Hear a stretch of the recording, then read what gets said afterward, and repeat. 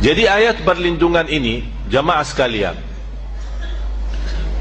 saya harap ayat ini yang terkumpul sangat bermanfaat untuk ketenangan, untuk sakit hati, untuk iri, untuk hasud, sifat sombong, untuk berlindungan dari kesurupan, dari gangguan jin, syaitan, kemudian dari sihir. Kalau ada orang yang sakit hati mau bikin sesuatu supaya kita tidak lancar usaha, tidak lancar hidup kita, apa saja masalahnya, insya-Allah dengan berkat dan kekuatan ayat ini sangat luar biasa manfaatnya. Termasuk untuk penyakit-penyakit kita. Kalau ada yang sakit, biarpun penyakitnya itu sampai kanker, insya-Allah disembuhkan oleh Allah Subhanahu wa taala. Dan ini bukan pertama saya bagi. Ini bukan pertama. Sejak saya di Madinah. Sebenarnya Bapak Ibu, saya waktu dari Madinah, alhamdulillah dari usia saya 15, saya biasa meruqyah orang. Tahu ruqyah? Tapi sejak saya datang ke Indonesia, saya stop. Kenapa saya stop di Indonesia? Karena berlebih-lebihan. Nawaitu kita membacakan untuk orang, dengan izin Allah dia sembuh, tersebar cerita, oh Syekh Ali dari Madinah hebat. Itu gara-gara itu saya tidak mau. Tapi saya, supaya anda sekalian mendapatkan manfaat, saya membagikan semua, biar anda sendiri mengobati diri sendiri. Tidak usah tunggu siapa-siapa, dan tidak usah bayar ke saya atau bayar ke siapapun. Anda bayar lillahi ta'ala sedekah saat anda baca doa ini atau baca ayat-ayat ini, mulai dari suratul Fatihah. Dan saya berikan rahasia suratul Fatihah, termasuk anak kita. Bapak Ibu, kalau ada di antara kita yang punya anak, istilah bahasa kita nakal, susah, tidak bisa salat, tidak bisa rubah, tidak bisa menjadi baik, saat dia tidur, boleh bapaknya atau ibunya membaca Al-Fatihah dekat telinganya berkali-kali. Berkali-kali dibacakan Al-Fatihah. Kalau bisa saat dia masih belum tidur, kita ajak sama-sama membaca Al-Fatihah tanpa batas, berkali-kali, sampai anda merasa sudah ngantuk atau sudah capek, sudah stop, tidak ada batasnya. Itu subhanallah sangat luar biasa manfaat. Dan saya menajarkan keluarga, termasuk anak saya, apapun sakitnya, dibacakan Al-Fatihah tanpa batas, sembuh. Tidak perlu insya-Allah ke dokter. Jadi jamaah sekalian, Al-Fatihah memang sangat luar biasa. Tapi mohon maaf, banyak yang suka memang baca Al-Fatihah, tapi belum memiliki keyakinan dan kekuatan dan barakahnya Al-Fatihah ini. Cukup dari nama Al-Fatihah untuk segala pembukaan, membuka semua masalah, membuka semua masalah. Selainkan suratul Fatihah, dari awal suratul Baqarah, kemudian ayat Al-Kursi, 3 ayat yang terakhir suratul Baqarah juga, dan ayat-ayat nanti insyaAllah semua akan dapat kopiannya. Tapi ada yang perlu saya jelasin, bisa teruskan.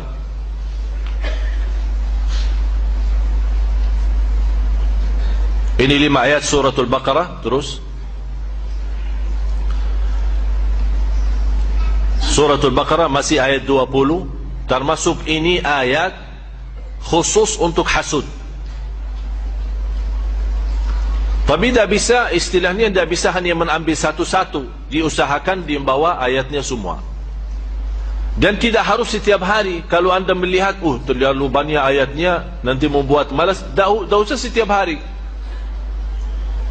Dia bisa seminggu sekali, setiap 3 hari sekali. Artinya diusahakan rajin, jangan sampai tertinggal lama tidak baca. Sudah jelas? Terus Ini juga untuk menolak hasudnya orang. Kalau kita punya usaha, ada orang yang suka iri atau suka hasud kita, InsyaAllah ayat 20 sama ayat 69 akan melindungi kita dari hasudnya orang. Terus ini juga termasuk untuk hasud. Jadi 3 ayat, 20, 69 sama 109. Ini semua ayat khusus untuk menolak hasudnya orang terhadap kita. Hasudnya terhadap hidup kita, bahagia kita di rumah tangga, usaha kita, apapun yang terkait dalam kehidupan kita sehari-hari. Terus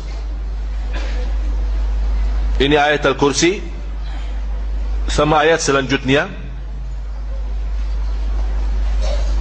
Terus lagi, teruskan. Ini semua ayat-ayat masih di suratul Baqarah.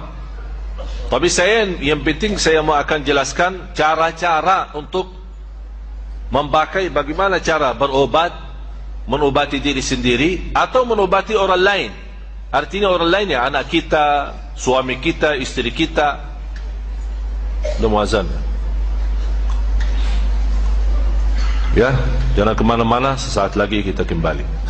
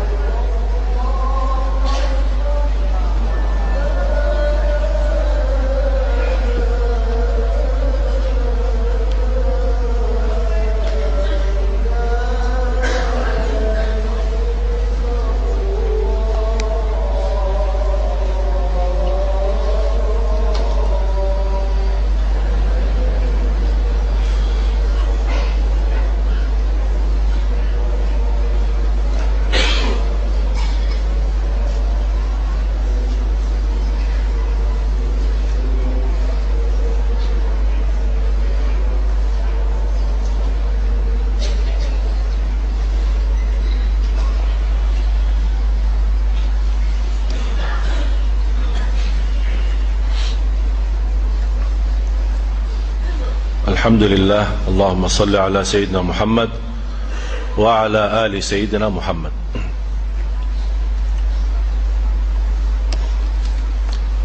Ya, terus ini juga termasuk ayat melindungi kita dari hasud. Surat An-Nisa 54.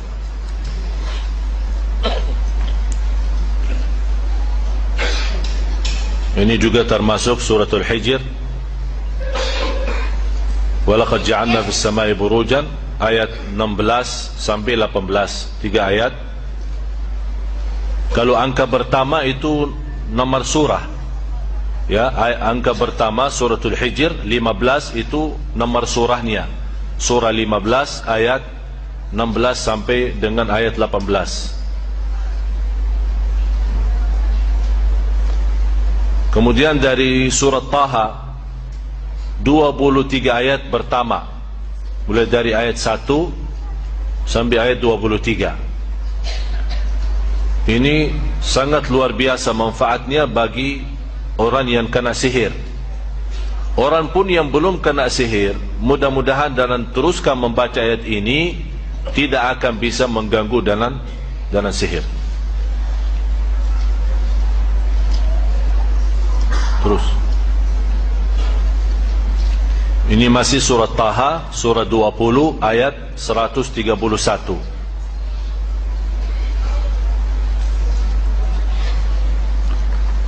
Kemudian suratul Safat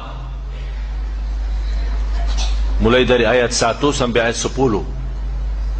Terutama suratul Safat ini termasuk sangat bagus untuk orang-orang yang kena kesurupan atau kena gangguan jin, syaitan. Dan termasuk orang yang sering baca 10 ayat ini, InsyaAllah sangat membantu menghilangkan was-was. Ada orang suka selalu was-was. Artinya suka was-was, ya, kadang salat suka was-was, ini salat rakaat yang ketiga atau 4. Kadang-kadang dalam salatnya apakah suka baca Al-Fatihah atau belum. Kadang-kadang was-wasnya apakah sudah baca Qul Hu belum. Kadang-kadang saking was-was dalam rukuk malah baca Subhan Rabbiyal A'la, dalam sujud terbalik Subhan Rabbiyal Azim, karena dia tidak mensadarkan salatnya, ya terbalik doa-doa ini. InsyaAllah dalam membawa ayat-ayat ini akan dilindungi Allah dari rasa was-was.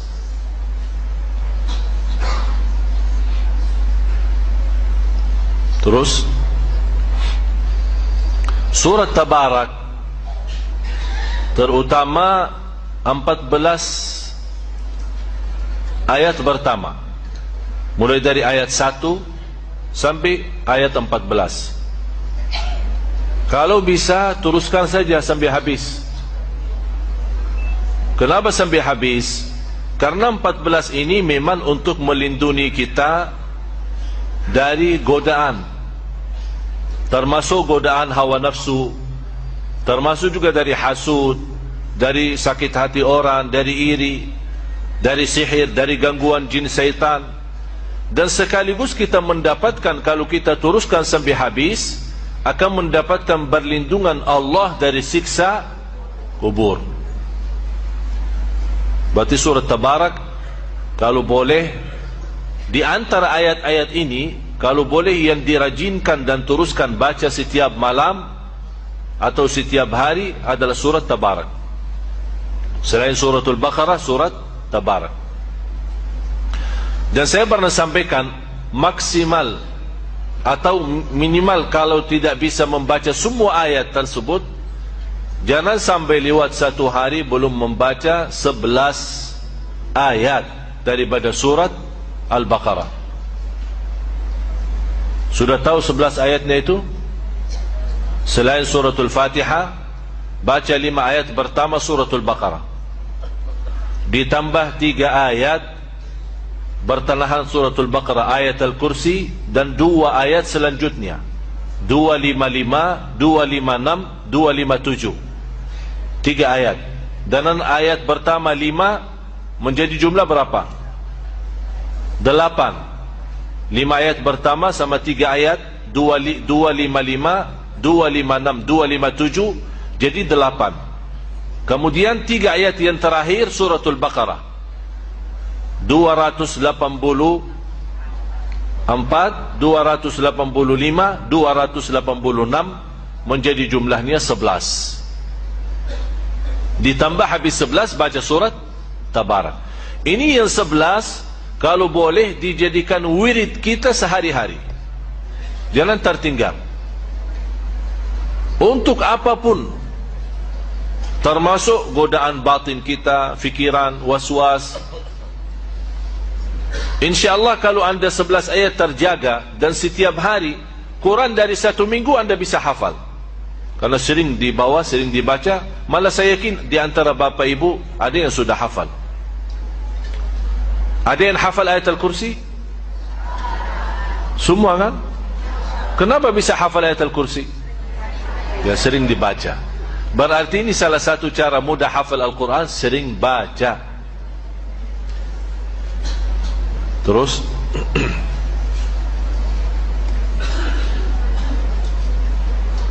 ini suratul Qalam.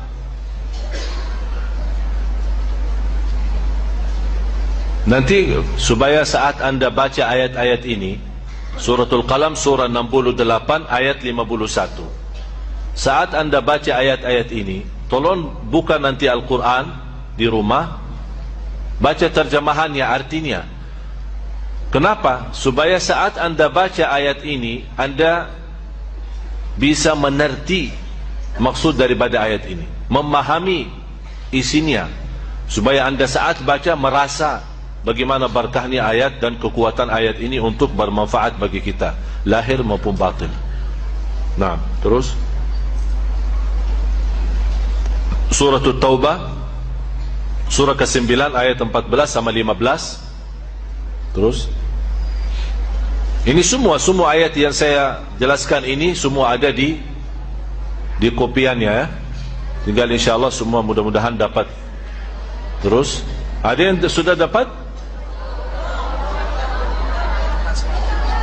Kayak ini ada sebagian dapat sana. Ya udah nanti. Ya nanti diatur habis salat insyaallah masing-masing dapat. Ada hampir 1000.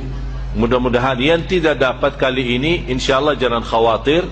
InsyaAllah kita hari Jumat subuh kita ketemu lagi, InsyaAllah dapat, InsyaAllah.